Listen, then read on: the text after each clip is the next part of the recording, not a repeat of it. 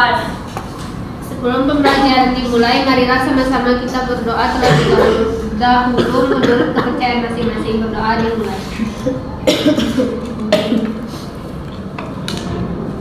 Berdoa selesai.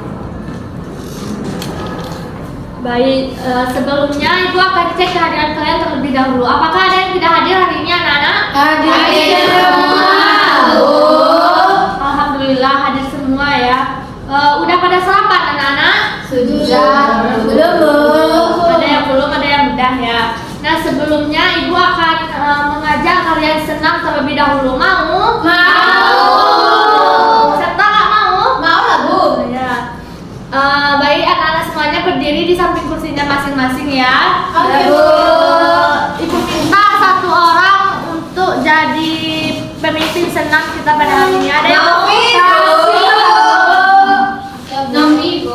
Tapi mau? Mau, Bu. Ulfa, Bu. Siapa? Kita mau? Kita? Mau, Bu. Ya udah, kita maju ke depan.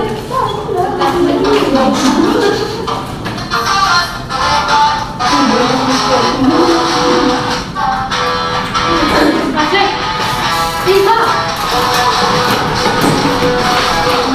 Perhatikan gerakannya ya, anak.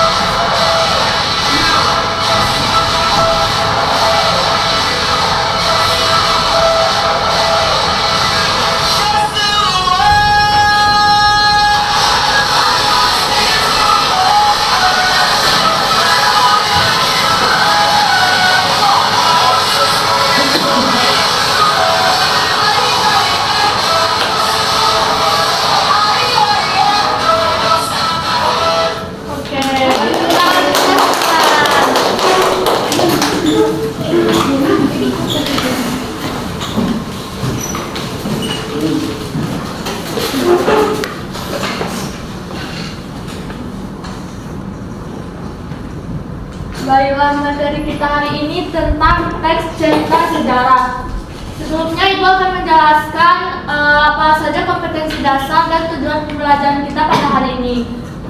Kompetensi dasar yaitu mengacu pada KD 3.3 mengidentifikasi informasi yang mencakup struktur, jenis, dan kaidah kebahasaan teks cerita sejarah. Kemudian tujuan pembelajaran kita hari ini yaitu melalui media audio visual yang menampilkan, diharapkan siswa dapat mengidentifikasi struktur, jenis, dan kaidah kebahasaan teks cerita sejarah. Sebelumnya, apakah ada yang tahu apa itu teks cerita sejarah? Saya, Bu. Ya, silakan Ririn. Teks cerita sejarah adalah teks yang di dalamnya menceritakan fakta atau kejadian masa lampau yang melatar belakangi terjadinya suatu peristiwa dan memiliki nilai sejarah.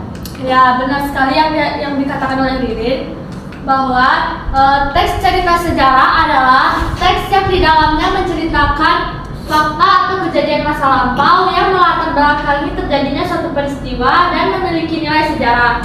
Nah, teks cerita sejarah disampaikan berdasarkan kronologi waktu yang menggambarkan deretan peristiwa nyata di kehidupan.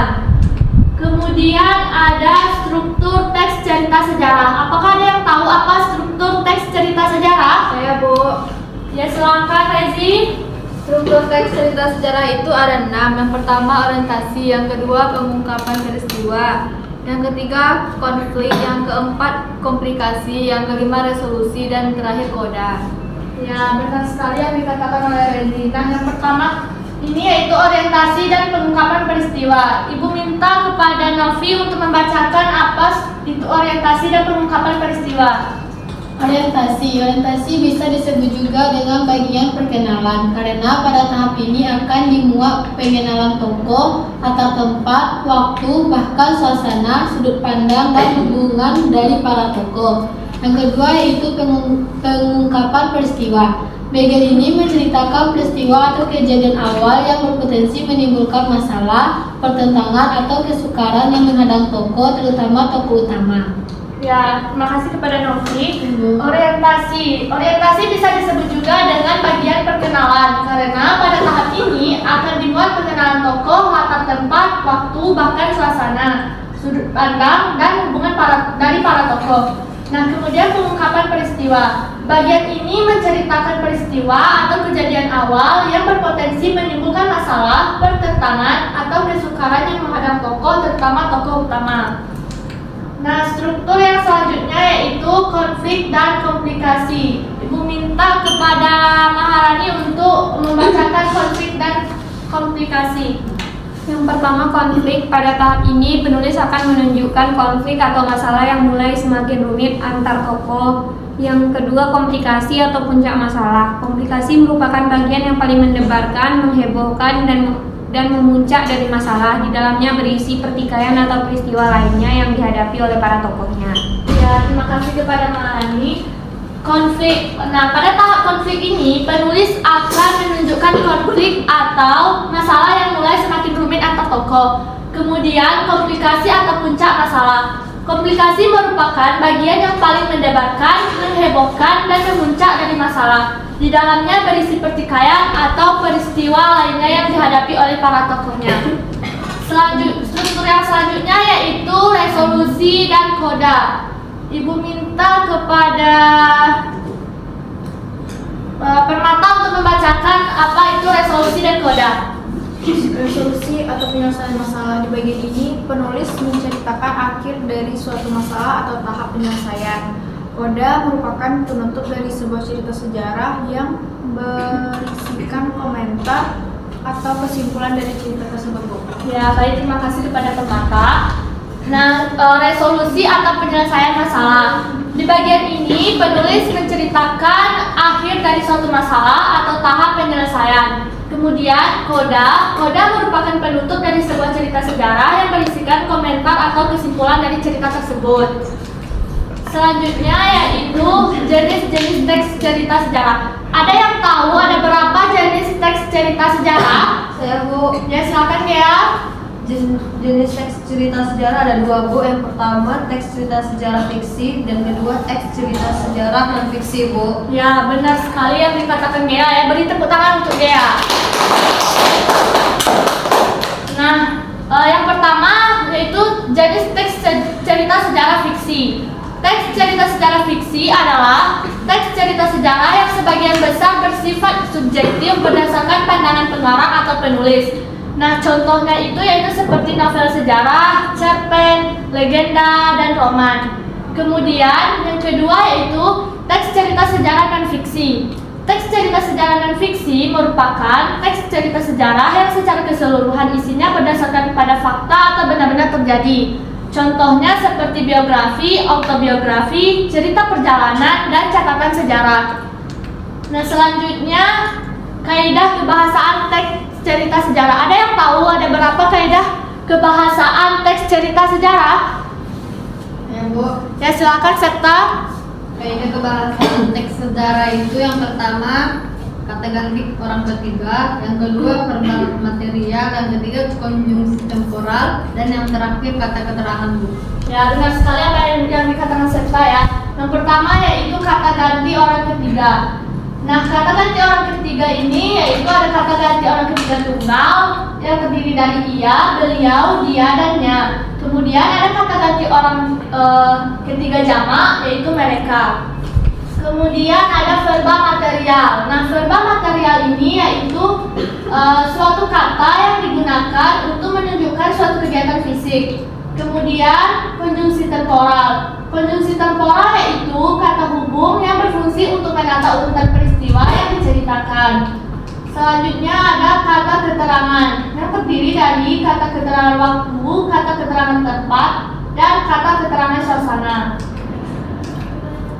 Nah, itulah materi kita hari ini. Selanjutnya Ibu akan menampilkan sebuah video tentang cerita sejarah.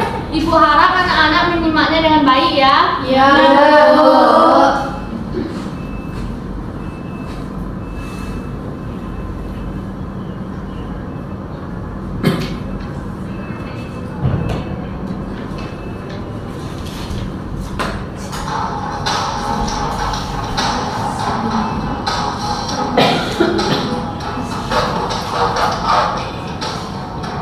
Peristiwa pembunuhan Ami adalah peristiwa pembakaran besar yang terjadi di Kota Batu, Provinsi Jawa Barat, 23 Maret 1946. Dalam waktu 7 jam, sekitar 200.000 penduduk Bandung membakar rumah mereka, meninggalkan kota menuju pegunungan di daerah selatan Bandung. Hal ini dilakukan untuk mencegah tentara sekutu dan mengalami keluarga untuk dapat mengeluarkan Kota Bandung sebagai markas strategi militer dalam perang kemerdekaan Indonesia. Istilah penembakan Ami sendiri menjadi istilah yang terkenal setelah peristiwa pembunuhan tersebut. Jenderal Ahmad Nasution yang dalam pertemuan di Regensburg sekitar Jalan Terbesar 3 setelah kembali dari pertemuannya dengan Sultan Syahrir di Jakarta, dia memutuskan strategi yang akan dilakukan terhadap Kota Bandung setelah mulai tim maju Inggris bersolo. Jadi, saya kembali ke Jakarta setelah bicara dengan Syahrir itu. Memang pembicaraan itu di Regensburg di pertemuan itu berbicara semua orang. Nah, di situ timbul pendapat dari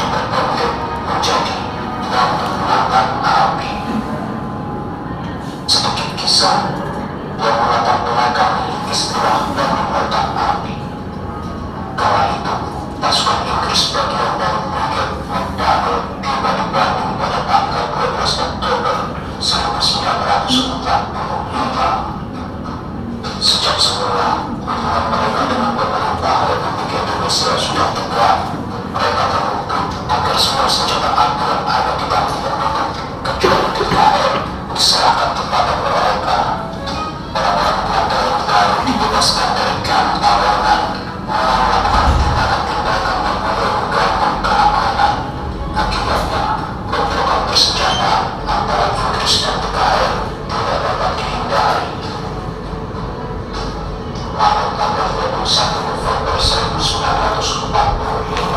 Israel merupakan badan perjuangan melancarkan serangan terhadap pendudukan Inggris di bagian utara, termasuk Guantanamo dan Batam Border yang mereka gunakan sebagai markas. Kemudian, dan mengumpulkan ultimatum kepada Gubernur Jawa Barat agar utara dikosongkan oleh penduduk Indonesia, termasuk pasukan bersenjata. Ultimatum tentara sekutu agar tentara Republik Indonesia atau TNI sebutan bagi TNI pada masa itu meninggalkan kota Bandung dari TNI untuk melakukan operasi bumi halus. Para pejuang gerak Republik Indonesia tidak rela bila kota Bandung dimanfaatkan oleh pihak sekutu dan meninggal. Keputusan untuk menghapuskan Bandung diambil melalui musyawarah Majelis Persatuan Perjuangan Priadan atau yang disingkat MP3 di hadapan semua negara perjuangan pihak Republik Indonesia pada tanggal 23 Maret 1942. Kolonel Abdul Haris Nasution selaku komandan divisi 3 TNI mengumumkan hasil musyawarah tersebut dan memerintahkan evakuasi kota Bandung. Hari itu juga rombongan besar penduduk Bandung mengambil tanjak meninggalkan kota Bandung dan malam itu pembakaran kota berlangsung. Bandung sengaja dibakar oleh TNI dan rakyat setempat dengan maksud agar sekutu tidak dapat menggunakan Bandung sebagai markas strategi militer di mana asap utama membunuh tinggi dan semua listrik mati. Tentara Inggris mulai menyerang sehingga pertempuran sering terjadi. Pertempuran yang paling besar terjadi di desa Dayakolot sebelah selatan Bandung, di mana terdapat gudang amunisi besar milik tentara sekutu. Dalam pertempuran ini, Muhammad Toha dan Randar, 2 anggota divisi TNI dari Rakyat Indonesia, terjun dalam mesin untuk menghancurkan gudang amunisi tersebut.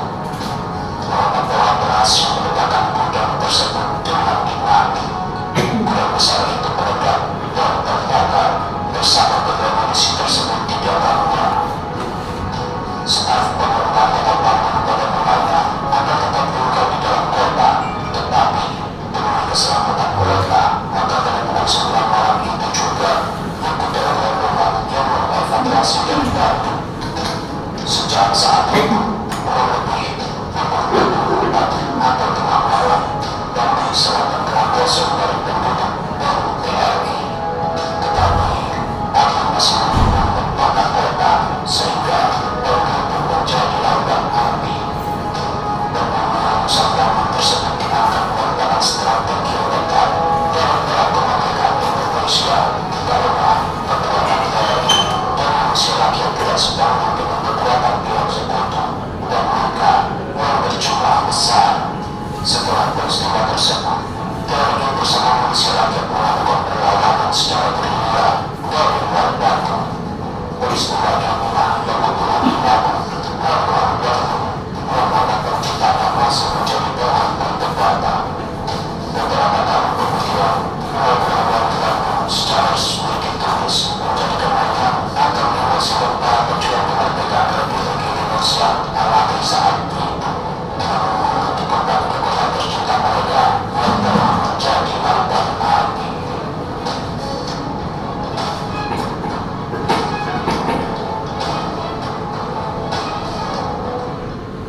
Nah, baik anak-anak, dari tayangan video tadi, cerita sekarang apa yang dibahas dalam video yang kalian tonton tadi? Bandung lautan api. Ya, benar sekali ya, Bandung lautan api. Nah, ada yang tahu dari video tadi apa yang dimaksud dengan istilah Bandung lautan api tersebut? Ya, Bu. Ya, silakan Ufi. Istilah Bandung Lautan Api adalah istilah peristiwa kebakaran besar yang terjadi di Kota Bandung, Provinsi Jawa Barat, Indonesia pada 23 Maret tahun 1946, Bu. Ya, benar sekali ya, beri tepuk tangan untuk Ufi. Selanjutnya, dari tayangan video tadi, jika kalian ada menyimaknya dengan baik-baik, apa yang melatar belakangi terjadinya peristiwa Bandung Lautan Api tadi? Saya Bu. Ya silakan Tasya. Bandung Lautan Api terjadi karena adanya ultimatum sekutu terhadap pengosongan kota Bandung di bagian utara. Sementara taktik pengosongan tersebut dilakukan pejuang Indonesia supaya tidak dimanfaatkan kota Bandung oleh sekutu atau Nunca. Ya benar sekali, beri tepuk tangan untuk apa tuh? Nah, pertanyaan terakhir, siapa yang bisa menjawab Ibu akan kasih hadiah. Setelah terjadinya peristiwa Bandung Lautan Api tadi, tercipta lagu Halo Halo Bandung. Kalian pasti sudah tahu lagu Halo Halo Bandung kan? Tahu. Nah, siapa yang tahu siapa pencipta lagu Halo Halo Bandung dan kapan terjadinya peristiwa Bandung Lautan Api? Yang bisa menjawab Ibu kasih hadiah. Penciptanya tahu. Pencipta lagu Halo Halo Bandung sama kapan terjadinya peristiwa Bandung Lautan Api. Harus lengkap dua-duanya ya. Ya Bu. Ya Bu. Siapa ayo? Vita atau Septa? Bu, kalau salah nanti kita Bu. Hah? Kalau salah nanti kita yang jawab pulang Bu. Hadiahnya cuma satu. Udah Septa aja. Apa Septa? Yang menciptakan lagunya kalau tidak salah Bu Ismail Marzuki. Ya Bu. Ya, terus kapan terjadinya peristiwa? 23 Maret 1946 Bu. Ya benar sekali jawab Septa. Beri tepuk tangan untuk Septa. Silakan Septa maju ke depan untuk ambil hadiahnya. Septa. Buka Septa. Nah, baiklah. Itulah materi kita pada hari ini. Untuk tugas minggu depan, Ibu minta kalian membuat teks cerita sejarah, bebas jenisnya mau yang fiksi atau non fiksi. Tugasnya akan kita bahas pada minggu depan di kelas. Paham semuanya? Paham, Bu. Baiklah, sebelum mengakhiri pembelajaran kita hari ini, marilah kita mengucap syukur hamdalah. Alhamdulillah.